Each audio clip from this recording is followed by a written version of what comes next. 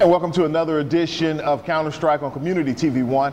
Don't forget to go to communitytv1.com to get your information on right here in Southwest Florida. And of course, we talk about news and events that affects the rest of the world also. I am RJ, your host, and of course, I would like to thank our executive producer, the man behind the scenes, the man that makes all this happen, Mr. Jesse George. Now, this week we had the second presidential debate, and guess what? President Obama showed up. He showed up. I couldn't believe it. He was there. He had energy. He was presidential. He presented himself well, and he seemed like he wanted to be our president for another 4 years. Contrast that to the first time, when I'm still getting flack for saying that he lost the debate, and I'm going to say it one more time. He lost the first debate. He could have possibly lost the presidency. The president had an opportunity to knock Mitt Romney out the first debate. He did not do it. He came back this debate and he has stopped the bleeding, fortunately for us. Now, I have been told that I don't show enough passion for President Obama, and this is the way that it's usually put to me. When you feel passionate about something, people usually can tell. Like, you talk about the thugs, you talk about the sisters ruining the community because they not taking responsibility for picking the right father figures for their kids. But you haven't spoken with any real passion for President Obama. To be honest with you, I have found it very hard to speak up for President Obama because President Obama, he's been kind of a disappointment to me. Now, I know that's making a lot of you angry, but it's the truth, and I have to look at facts. We have 2 times the unemployment rate as everyone else, and we have a black president. He hasn't really done a whole lot for our community. Now, and I'll preface that by saying, okay, he has extended money for the Pell Grants, which is going to help education. That's helping everyone. But look, folks, if the weakest link is the African American community right now because of the unemployment, and you can't say that I'm going to address the needs of the African American community and we're going to figure out what's keeping these folks from advancing because you are a black president, there's something wrong with that. And I know I won't say anything negative or bad about the president because I definitely don't want to endorse Mitt Romney. But those of you who want me to speak with all this passion for President Obama, it won't come up, okay? I am going to vote for President Obama. I endorse President Obama, but I don't have the same passion I had for him several years ago. Now, as far as the debate is concerned, Mitt Romney, he presented himself okay in that debate. He came off as a bit of a bully. There were times when he kind of looked foolish, and the president helped that along, especially on the Libya front, when he was saying that the president didn't say anything about terror the next day in the Rose Garden, and the moderator, Candy Crowley, kind of fact-checked him right there. Now, everyone was hyped on that part because the audience applauded, but Candy Crowley also fact-checked the president during that portion also because, and I'll go ahead and talk about that. The Benghazi situation, basically when we had the 4 Americans killed at that embassy, the president and the world thought that it was because of a film that was made in California that had some negative things to say about Islam and Prophet Muhammad, may peace be upon him. Now, when that came out, there were uprisings all across the Middle East. So it wasn't a stretch of the imagination to say that the attack in Benghazi had something to do with that unrest in the Middle East. And that's what the State Department was told by the CIA. That's what the administration was told by the CIA. That just came out yesterday, by the way, that the administration were told that it had something to do with that film. So that's where they put the blame. Mitt Romney and the Republicans have been saying that there was some type of a cover-up because the embassies had requested more security and the administration had denied it. And there's been a whole lot of hay made out of this because they want to use it as a political football. That kind of got stomped out. The fire for that kind of got put out during the debate as far as the general public is concerned.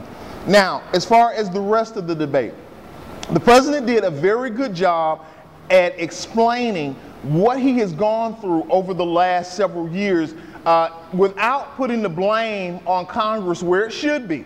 I admit that. He has been unable to do a whole lot of things because he's had a Congress that has been totally uncooperative with him. I admit that.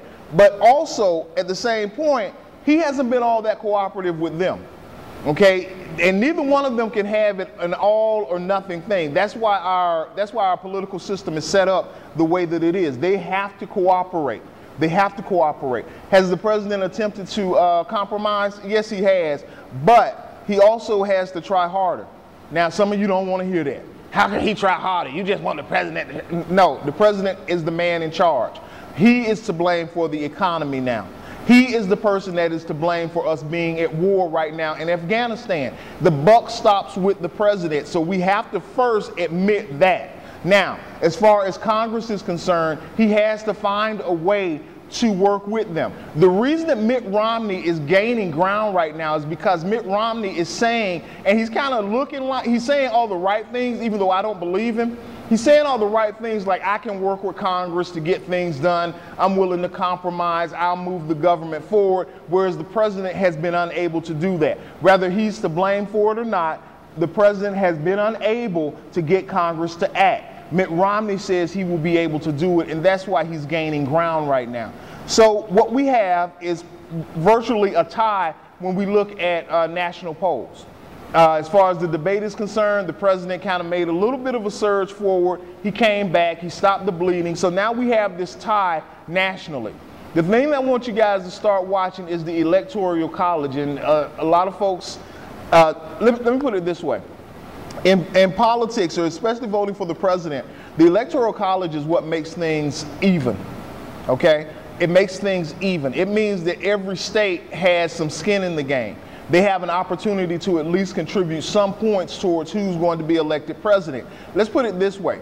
If you just had California and you just had Wyoming and you said it's going to be a popular vote, Wyoming, even if every person in the state of Wyoming voted for, let's say, Mitt Romney, that would not equal even a quarter of the people that voted in California for President Barack Obama. So that would mean that Wyoming, what they think really doesn't matter. So the Electoral College makes it a lot more even, and we need that. The Electoral College right now shows that President Barack Obama, and you can go to Real Clear Politics and see this. President Barack Obama has about 291 electoral votes. He needs 270. President Barack Obama is still, in my estimation and from what I've read, 95% assured of winning this election. Quit listening to the press. The press wants you to watch them. They want you to read them. Look at the Electoral College. Look at the state of Ohio. That's the one state I want you to pay attention to. The state of Ohio. Okay? No Republican has been able to win the presidency without winning the state of Ohio. So once you look at this Electoral College map, even if they say, okay, the president and Mitt Romney are tied 47% each, and they have this opportunity to tie and blah, blah, blah, whatever the press wants to feed you. Okay, listen to that. But let's look at it this way. The president has let's say a 2-point lead in, I don't know, let's pick a state, Virginia. Let's say Virginia. I don't think he does right now, but let's just say he does have a 2% lead in Virginia. Although in Missouri, Mitt Romney has a 13% lead on the president. So of course, when you add those two together in states where the president is disliked and he hasn't got a snowball's chance in hell of winning, of course he's going to be losing by large margins, so the percentages are going to even out. This presidency is not as close as people want you to think it is. Why am I talking about this right now? Because I have this sinking suspicion that they are going to try to steal this election.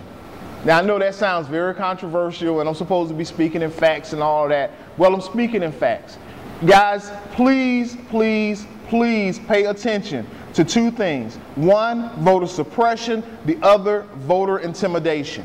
Right now, what is going on is that they are trying to disenfranchise a whole lot of folks who would normally vote Democratic. They're even going into urban communities and putting up billboards that say that voter fraud is a felony. So what does this do? This makes you afraid that if you go down there and you try to vote and maybe you have a record, maybe you have some outstanding warrants or something, that there may be somebody there waiting at the polls to arrest you. So you don't even want to take the chance of going to that poll and trying to vote and trying to cast your ballot because you are afraid that you're going to get arrested. That is what these billboards are intended to do. There is a whole lot of this going on. The reason that folks are claiming that this presidency or this race is so close is because if the election gets stolen, they don't want everybody to riot. Okay, I don't want that to happen either. But I'm going to tell you the plain truth. There's a whole lot of voter suppression going on, and if that does not work, then we may be looking at a situation where you're going to have a whole lot of angry and disenfranchised people, and we may end up with riots on our hand. On the other hand, hopefully nothing like that will happen. What my wish is that President Obama will win this election. But those of you who want me to talk with a whole lot of passion about President Obama, I just can't do it. He hasn't shown me enough where I'm going to get really, really excited about President Barack Obama. And again, I want this to be over so we can start having a talk about why blacks should be Republicans. I am RJ. Tried to squeeze a whole lot in those 10 minutes, so I hope I wasn't too confusing. Hope I was pretty clear. If you have any questions for me, you know you can contact us through Community TV One. You go to communitytv1.com. You can see all of our interviews. You can see the other news and everything that Jesse has up. We're going to be the gateway for information here in Southwest Florida. You want to reach the black community, you come through communitytv1.com. That's just hands down, we the best. I am RJ. Again, thanks to the executive producer, Jesse Dorch, and we'll see you next time.